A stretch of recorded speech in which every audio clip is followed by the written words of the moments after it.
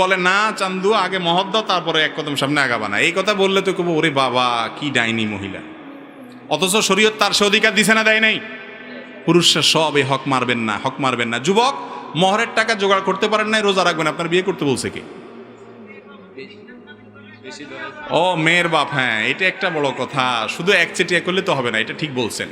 হ্যাঁ, মেয়ের বাপরা যারা আছেন, চাচারা শুনেন, মহরের টাকা 20 লাখ ধরলেন, 20 টাকা আপনার মাইয়া পায় না, লাভ হয়েছে কি আপনার?